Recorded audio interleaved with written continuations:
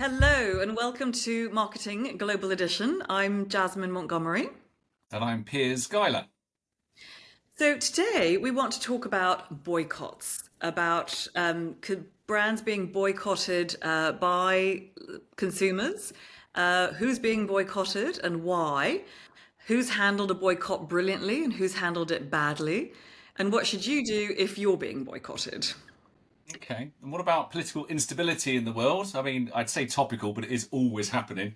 But, how is that affecting brands in the world of boycotting? And can I just also say, I've got a builder next door who keeps drilling something, so just bear with it. It's always the way, right? When you try and start to do a podcast, somebody starts drilling. It's just one of those interesting conundrums of modern life. As you start to do your podcast, as we all do, our builders go to it. Anyway, so yeah, I mean, I think political instability in the world right now is just such a big deal. I mean, you've got, you've got Ukraine, Russia, you've got Israel, Gaza, Lebanon, and I think, not to mention historical things over the last few years, like Rohingya in Myanmar. I mean, there've just been so many reasons to human rights in China. There's just been a lot of kind of reasons why people have been boycotting brands politically, especially now. And there's a really long list of brands that are being boycotted. I mean, just take Muslim countries, from, I don't know, like Egypt, Indonesia, etc., etc. There's such a long list of those that, because they've got an involvement in Israel in one way or another. So the list is like, McDonald's, Amazon, HP, Oral-B, Caterpillar, Persol. The list is like there's hundreds actually. So interesting. And it's not just sort of, your American or Israeli brands. I mean, there are some really fascinating brands on that list, like Maggie, Vittel, or some really interesting ones, and some fashion brands, Dior and Givenchy and so on. I mean, it seems like there's a really, really long list. And If so, you sell in Israel, then therefore, yeah, they're going to be Well, boycotted by those, by those countries. yeah, that's right. So we're going to talk about political boycotts. We're not going to talk about the politics behind those, but political boycott, brands being boycotted for reasons of politics, but also boycotts for other reasons to do with sort of social justice, Black Lives Matter, cultural appropriation, and other things. Just maybe, people who've unfortunately stepped on a landmine of some sort or another. And we'll talk about what to do and what not to do if your brand is boycotted. I think we'll go through those sort of things. Yeah, and we're Okay. even going to talk about the backlash against backlashes. There's been sort of, in some parts of America, particularly a Boardlash. reaction. Yes, we're getting whiplash from all the backlashes. There's a backlash against cancel culture, and there have even been sort of initiatives against diversity, equality, and inclusivity, which you often hear referred to as DEI, I've and got one of those to talk sustainability. about Some later. brands not allowed to talk about sustainability anymore in the US because people are fed up with the sort of, wokeism. So we're going to talk about all of that. I think it might be interesting just to talk about some recent boycotts. I mean, one that I found really fascinating, Piers, was Zara in December 2003. So, sorry, December 2023, where fashion brand Zara came out with a campaign.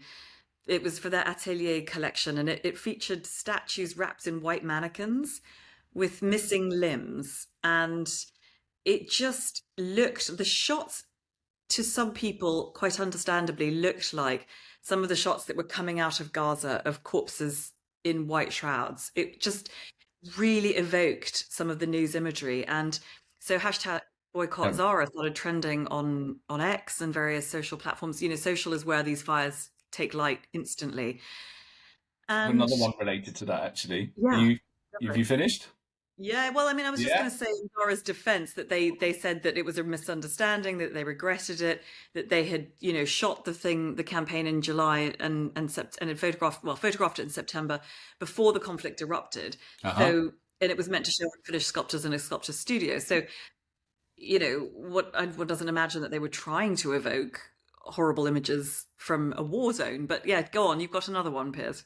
Oh, the other one was Pepsi. So Pepsi did a campaign not that long ago in Egypt, which is very near Gaza. If we all know our geography, of which it had some really famous people like Ammar Diab, the Michael Jackson of the Middle East, and it had Mo Salah, the famous footballer, some really, big stars, and the line they used was "Stay thirsty." Now, you don't have to use a brain to work out that's not the best thing to say when all the water's being cut off in Gaza and things like that. So, it's just one of those moments where it's like, really, brand, use your brain. Think about the context of where you're going. And there was, of course, a backlash to that with, the people saying, I think it was "Stay a loser, I'm not thirsty" was one of the tags. And even a competitor came in saying, we won't make you thirsty. So, it was a backlash in different ways. With a strapline saying, "We won't keep you thirsty." I mean, great opportunity for a brand that has its sort of cultural moment hat on to sort of take to the airwaves and say something different. So I guess, there are loads of these stories, in the ether. I guess the really interesting question is, has any company actually failed because of a boycott? What are the real commercial implications? Can you think of an example of a company that literally has failed? Indeed, I can. Indeed, I can. So okay, it's old, right? It's old, like me. But in 1991, Ratner's. So Ratner's is a UK jewellery chain. It was everywhere. It was in every town, and it sold, not expensive jewellery. But there was a boycott against Ratner's that suffered a virtual collapse of the business. By the boycott was by the customers themselves, and then went to the wider community. Because Gerald Ratner, the CEO and Ratner's Group, the namesake, made a bit of a bad joke when he was doing a public speech, saying all his products are actually crap. He used those words.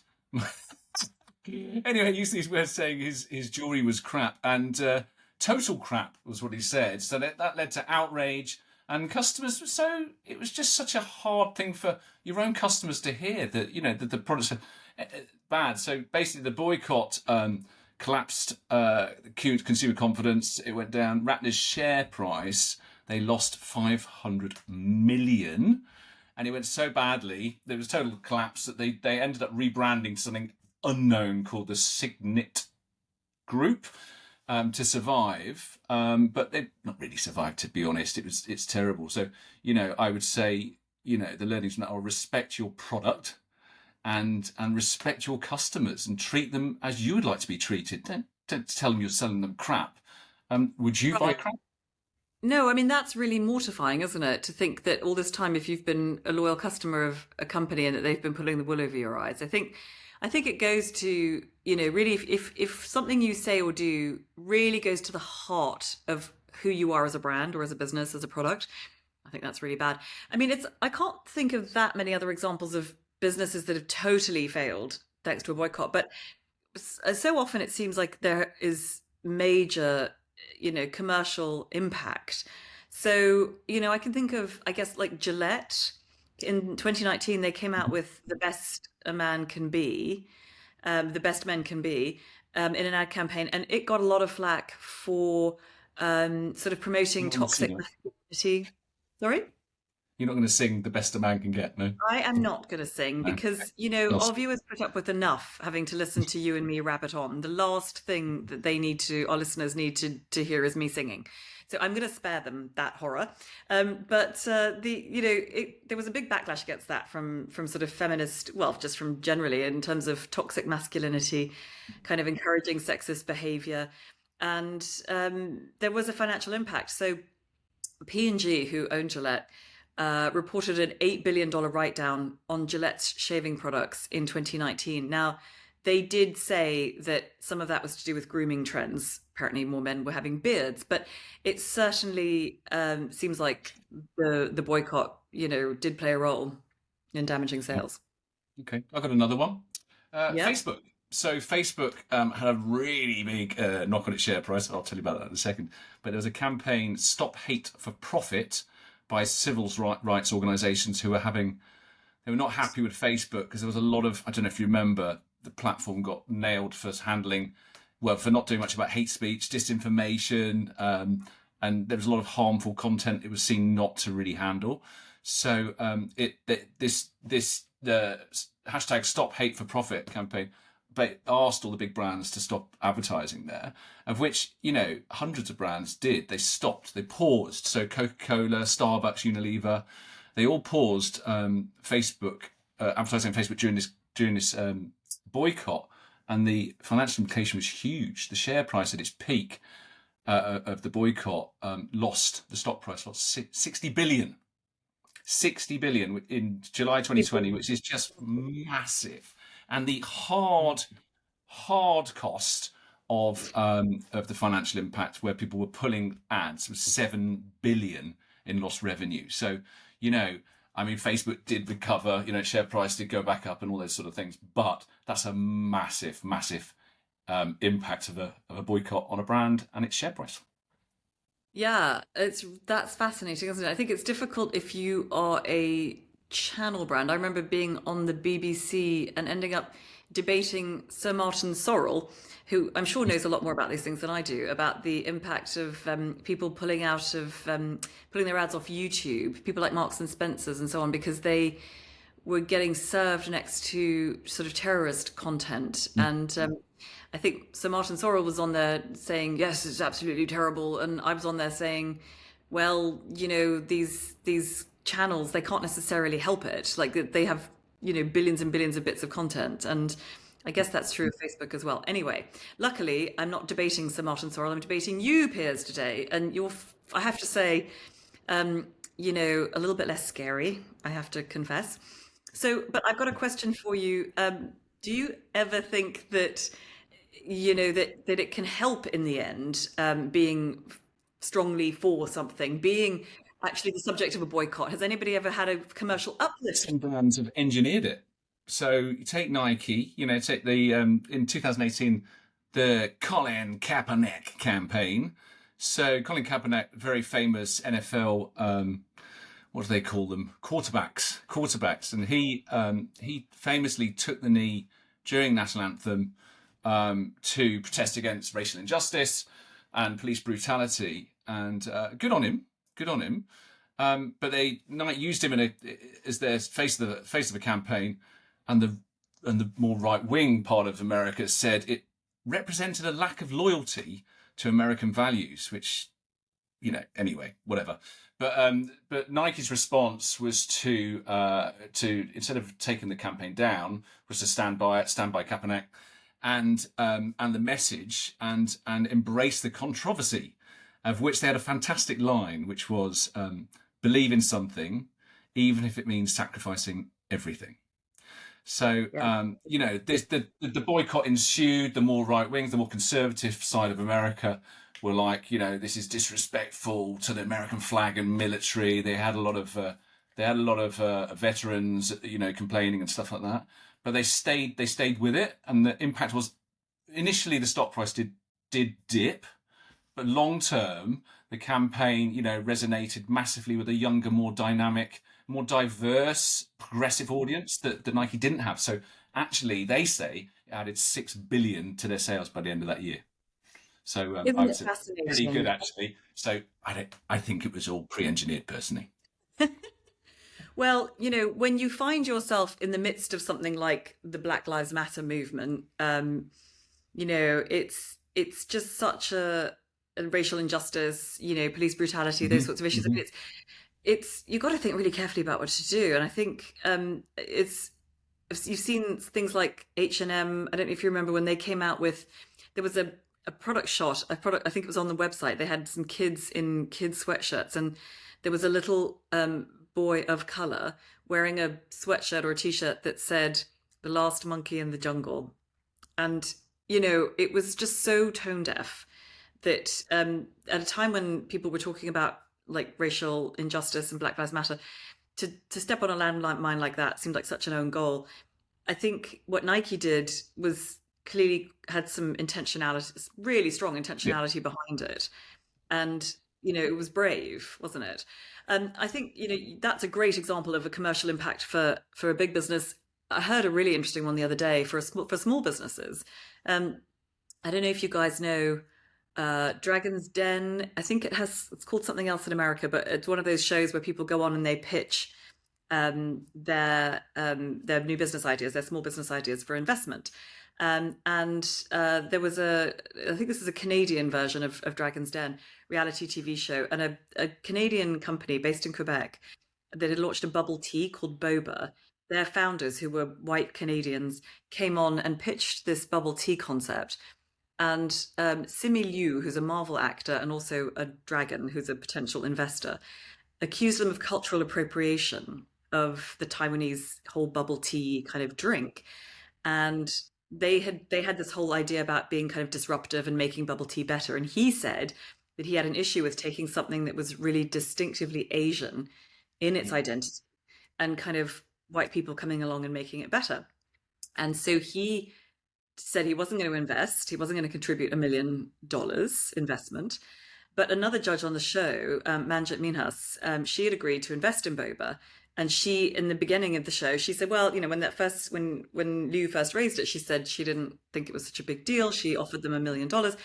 And then after she saw the social media storm, she changed her mind. And she said, after more reflection, due diligence, and listening to many of your opinions, I will not be investing in boba tea. And actually, the boba tea founders received hate and threatening messages, which is completely outrageous and unacceptable, but they also lost their funding because of it. So, you know, this can have real repercussions for businesses big and small, I guess. Wow, that's terrible, actually. Yeah, no, really terrible story. I feel for them so much. I feel for everybody in that situation.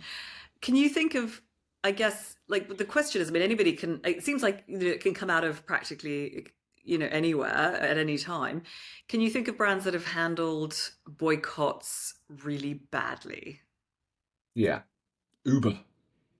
Uber was terrible. There was a strike in New York. There's a taxi strike for all taxis to stop, and the taxi strike was something to do with the then President Trump, who put a travel ban against Muslim countries. And anyway, so there was, you know, the taxi drivers were like, right, you know, we're gonna have a strike, and Uber just ignored it. They said, well, here's an opportunity to carry on, you know, commercially making some money. So there was a hashtag that went around saying delete Uber, and people were really, they didn't like it because Uber undermined the strike, but also they were seen as trying to profit from it, you know. So and what's more than that, the then CEO and founder of Uber, Travis, I can't remember his surname actually, Travis Kalanick. Travis Kalanick was actually an advisor to Trump as well. So yeah, he was part of the Business Advisory Council. So that's, you know, that sort of further fueled the anger, and the outcome, what they didn't do was act fast. They sort of tried to ignore it, pretended there wasn't an issue. What boycott?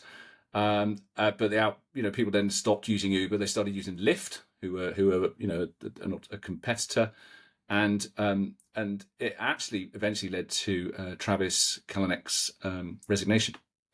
So that's quite a big one. And delete Uber campaign is sort of seen as a cautionary tale of how not to handle something. Right, hashtag delete Uber. By I mean, don't ignore it. Just don't ignore it. Yeah. Yeah, don't ignore it. Don't fly in the face of major, you know, public opinion. I mean, it seems too bad because obviously Uber has such a diverse employee network. You know, you get into an Uber and drivers are from all over the world. And so I imagine that must have been quite hard. And a lot of them are Muslim. So, you know, that must have been quite a hard pill for them to swallow. It's like humans, right? I mean, they should be like humans. You know, if you're going to offend someone, apologise. You know, it's like basic humanity. Whereas brands, they sit around some people sit around a boardroom and think, well, that'd be all right. You know, and it doesn't really go like that. Another one, I think, where, you know, what you talked about in terms of management putting their head in the sand. So it's become actually known as the Bud Light moment, when I think probably everybody who listens to this will have heard at some point about the Bud Light disaster. So interesting, because I don't know if you remember the story, but Bud Light had partnered up with a transgender influencer, Dylan Mulvaney, in 2023 in April. And Mulvaney had been known for like documenting her gender transition on social, and she was celebrating, I think, her 1 year anniversary of transitioning. And Bud Light sent her a can of beer to celebrate, and she posted about it. and it went completely viral really quickly. She had actually done something with Bud before, and it hadn't really gone viral. It's very interesting that some things catch light on social and Mm. others don't, and you just don't Mm. know what's going to catch fire. But this Well, did, Little and Richard can do that. yeah, exactly, Yeah. exactly. So, but I think what happened was that there's some very influential people decided to instigate a backlash. So, the conservative commentator Ben Shapiro went on a 12-minute rant, and nothing goes viral as much as outrage on social. So, Mm. somebody being outraged, people love that. And so he went on about, how terrible this was, and he misidentified Dylan Mulvaney's gender, and he, was very anti-trans and so on. And then a whole bunch of other political figures in the US, Ted Cruz, Ron DeSantis, Caitlyn Jenner, Marjorie Taylor Greene, joined in the backlash. And people were taking videos of themselves shooting Bud Light cans. I think Kid Rock was, NFL player Trey Waynes filming themselves shooting Bud Light cans. It all went absolutely bananas, and it was really extreme, really, really extreme. So within 2 weeks of that, Bud Light had actually seen a 17% drop in year-on-year sales. But what was really interesting was, according to sort of people behind the scenes, apparently, leadership just put their head in the sands and nobody talked about it for weeks, if not months. And they were just really hoping it would go away. But it didn't. And I think there are two things there. One is, just the ostrich approach. I'm going to stick my head in the sand and hope it goes away is not the way to deal with it. As you said, people need to get out there and tackle it. They either need to own it and say, look, I'm sorry, but that's what we stand for, or they need to, if they feel that they've been wrong in some way, they need to apologize. And the other thing that they did, I think that Bud Light did so wrong, was just not understanding who their core demographic was. I mean, there was a push for, rightly or wrongly, depending on what you believe, there was a push for sort of diversity and inclusivity, which is up to the individual to decide what they feel about that. But certainly it flew in the face of the values of their core customer, who are kind of, it's stereotypical, but they are American football watching, nacho consuming, barbecuing kind of, dads in suburban families. And those guys were not up for their brand of masculinity, the kind of masculinity in a can being associated with transgender. But they weren't up for it. Okay. Should we talk about some examples of brands that have handled boycotts well? Yes. Give us the good news, Piers. Who's done a good job? There's a great example is Starbucks, actually. There was a terrible controversy back in 2018 when two black men were arrested at a Philadelphia Starbucks. Right. And this is why it happened, what happened, and how they handled it really importantly. So the incident, April 2018, two black men were arrested at Starbucks in Philadelphia while waiting for a friend, and they hadn't bought coffee or anything. They hadn't made a purchase, probably why they were arrested, which is ridiculous. But anyway, the incident was captured on video. It went viral. Sorry? Surely it's not a crime to sit in Starbucks. No, well, it shouldn't be. It shouldn't be. Yeah, and it. Anyway, it went viral, and there was widespread accusations of racial bias, and there was protests and boycotts of Starbucks everywhere, and so the response was good.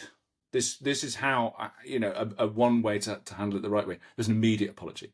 So the Starbucks CEO Kevin Johnson issued a public apology the same day.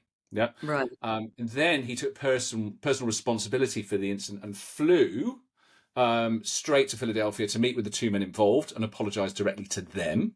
That's amazing. And then on top of that, recognising how serious this could be, they went way beyond the simple apology, as they should.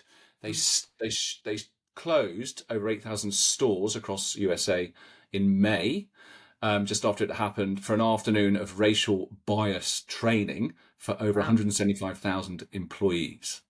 This is it's unprecedented for a big corporation such as Starbucks to do that. So it was like addressing an issue. And they not only did that, the training they provided then and afterwards, they worked with civil rights organisations such as the NAACP and other organisations like that. On top of that, they changed their policies. So the policy now at Starbucks, as it should be, is you can go in and use their toilets, and you can sit there without being thrown out, even if you don't buy anything. So that's much more about inclusivity and addresses that initial problem, so it wouldn't happen again. And then it gets even better. So it's an ongoing efforts from now. Now they're sort of seen. They've taken this into their ethos. It's not a one-time crisis. They are committed to diversity and inclusivity, and it's part of their training, part of how they partner organisations, and it's really come, systemic within the organisation.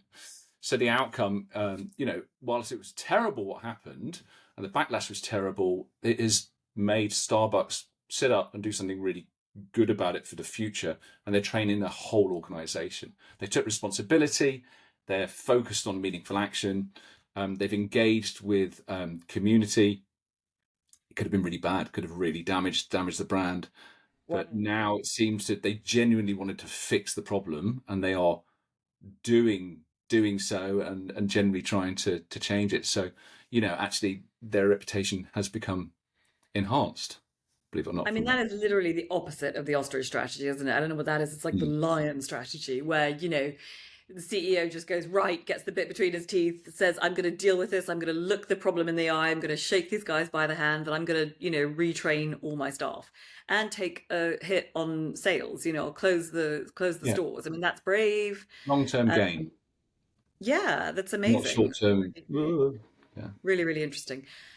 Okay, love that story. Super interesting. We're going to, after the break, we're going to talk more about the key to success, like how to, how to deal with boycotts, but also in the context of some brands that caught controversy. What does it mean if you're a brand that's all about political activism, and you want to be talked about in these ways? What do you do? Because you're going to face a lot of backlash. So we're going to take a quick break. We'll be back in just a moment. Don't go away. Marketing Global Edition is sponsored by 𝐒𝐴𝐧𝐧𝐶, the ad generator for small businesses that serves you effective and affordable ads in seconds. And by 7 Brands, the international advertising and branding agency that has worked with clients around the world from Coca-Cola to Facebook. All right, so we are back and we are talking about boycotts, brands that have been boycotted, who's handled it well, who's handled it badly, and what are the real keys to success if you face a boycott at some point with your brand. So we wanted to talk, I think, about brands that are really all about kind of political activism that probably caught controversy. I don't know if it's controversy or controversy. It's probably an English American thing, but if I'm getting it wrong, please forgive me. I don't know. Controversy. I'm going to say controversy, either. But I don't know. Okay, so brands that I'll say the opposite to you. Yeah. Piers, can you think of brands that are just intentionally about activism?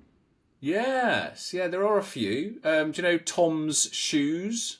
Mm-hmm. They're great, actually. Every time you buy a pair of Tom's shoes, another pair is donated to someone in need. Fantastic, lovely strategy. It's how they set up. They really, really believe in social responsibility and philanthropy, and they did it from the very beginning, and they still do it.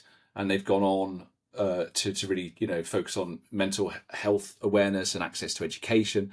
They've built their brand on not controversy, activism, if you like. On activism, yeah. So, I mean, I think if you're one of those kind of brands, what you don't want to be is caught, really actively not doing that. Exactly. I'm going to show my age here, but a brand that I've always really admired is The Body Shop. It's a bit of an old one.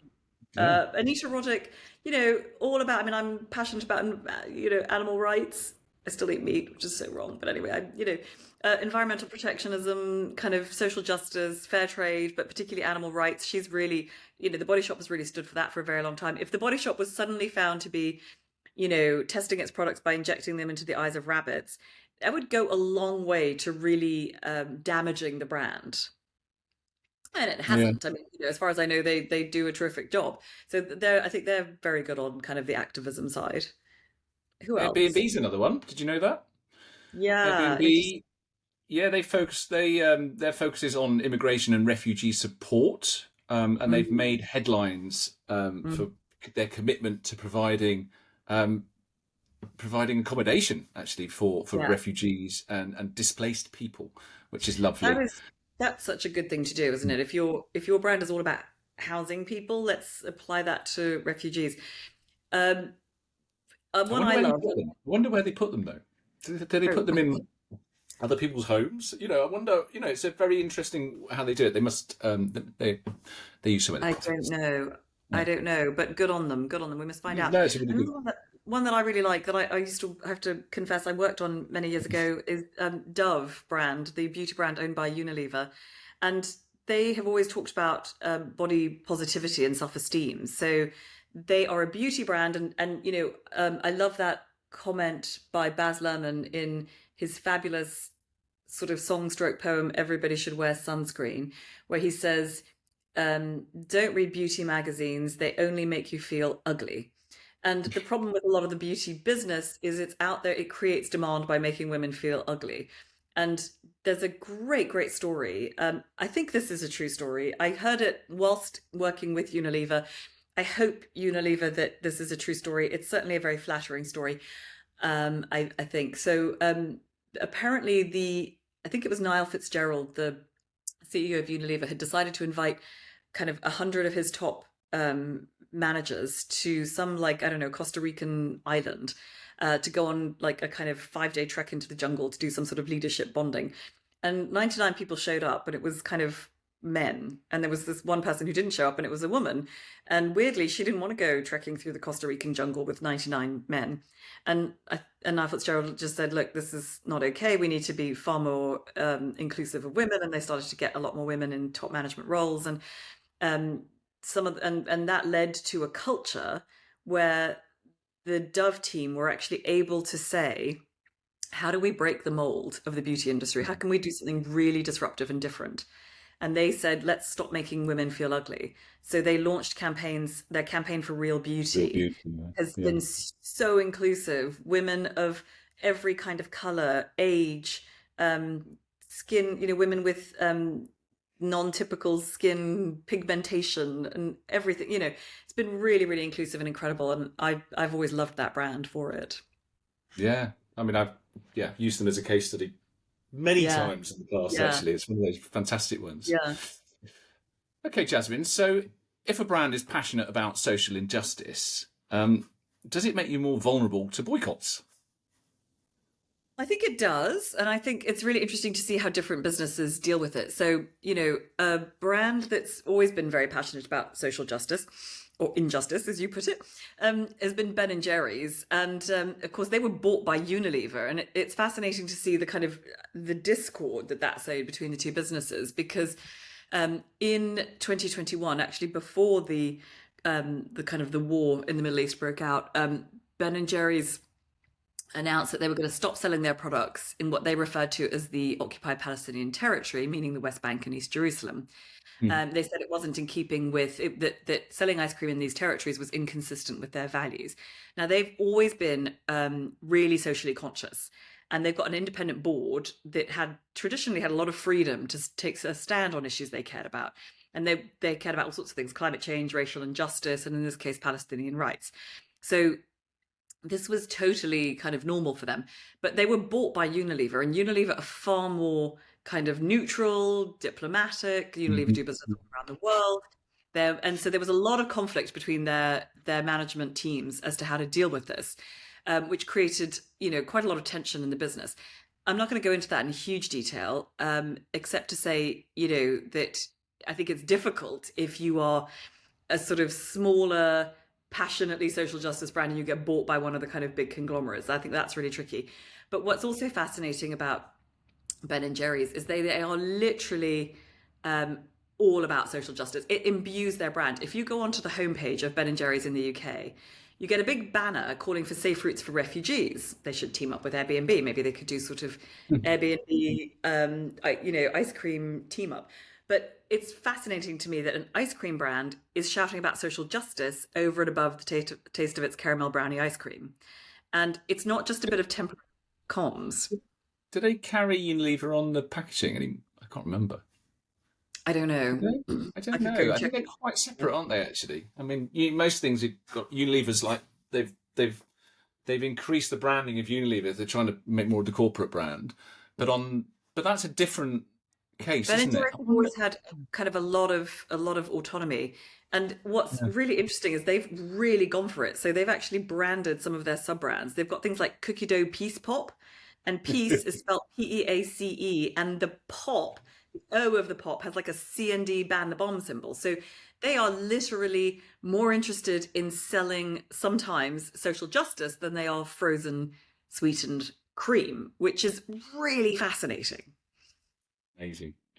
Okay, so should we look? Political activism can offer brands opportunities to connect and have great new sub-brand names and things like that, and promote social change. But there are some downsides to think about as well, and I think brands need to be aware of that if they're going to go down this route of political activism. Some of the things that can happen, and there are. I have a list actually of things like consumer backlash as the first. If you take a political stance, not everyone's going to like that.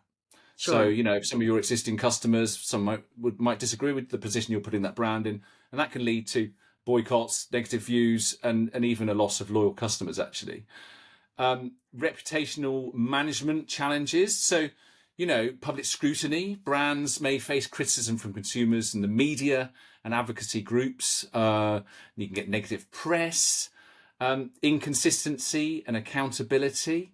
So, unless you follow things through, hypocrisy, and also increased expectations. I think, once a brand takes a stand, it's expected to continue to take that stand, not suddenly change its mind. Well, that's right. If you're Ben and Jerry's, you have to stick with it forever. You can't change tack halfway through. Exactly. Also, internal conflicts. People have different politics. Your own employees. You could end up with an uncomfortable situation internally with tension in the workforce. And as we all know, a happy workforce is a profitable company. And if you don't do that through the old Harvard service profit chain, those sort of things, if you have unhappy employees, it will ultimately not help your business.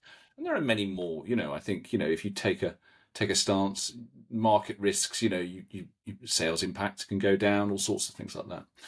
I think a really interesting one is kind of market risk. There have been a couple of examples we've talked about where, a competitor comes in and says, like the cola example in Egypt, where they came in and said, actually, we won't keep you thirsty. So it can be a great opportunity for smaller local brands to step up and say, hey, listen, while you're all boycotting the big multinational evil giant, can we offer you a delightful local alternative that's much more aligned with, and I believe, talking to some of our colleagues in the Middle East, apparently that's happening a bit. And I don't have a great example of that, but that some local brands are kind of stepping up. That's warfare strategy, from Sun Tzu back in the day to modern day. It is modern day warfare strategy of brands. You see a brand take a stance, that can be a weakness that you can exploit as your competitor, as their competitor. So, these things happen. So what are our key lessons for brands? I think, for me, there are several that we've got, right? So try not to be tone deaf, listen to diverse voices, have a bit of diversity on your board. It means that if you've got some women and some people of different ethnicities and religion and so on your board, you're more likely, or at least in your management team and your marketing team, you're more likely to spot it if you've just put some accidentally horrific statement on a t-shirt and stuck it on your website, I totally agree. I think just don't be disingenuous. I think be real as your brand, be authentic, be true. And if you mess up, apologize and try and fix it. It's just like being it's human life. I know it's brands, but it's not rocket science. For me, it all boils down to one single thing, which is, I think if you get boycotted for something that literally undermines the cornerstone of what your brand is all about, you're going to have a really serious problem. If you undermine the value of the value proposition of your own product, like Ratner's, if you do something if you're all about some kind of issue and you're caught, if you're all about equal, like, free trade and or human rights, and you're caught manufacturing something with slave labor in China or Malaysia or something, it's, and you've put your head above the parapet as being about, kind of equal rights. Not that. Yeah, totally. Yeah, when it really, for me, it's about, who are you and what do you stand for? And, someone like Nike who says we're about social justice, and so they're willing to take some flack because that's what they're about, and they're willing to have a boycott, and they're willing to be boycotted, they're willing to take a hit, and actually it's benefited them in the long run. I think that's a great example. So for me, it boils down to a single word, which is authenticity. I agree with you. Oh, well, brilliant. I agree with you today. It's been much nicer arguing with you than it was with Sir Martin Sorrell, who I don't think ever agreed with me. So listen, that's it from us for now. But same time, same place next week. And thanks very much for your company. Thank you. Cheers all. Bye-bye. Bye. Bye.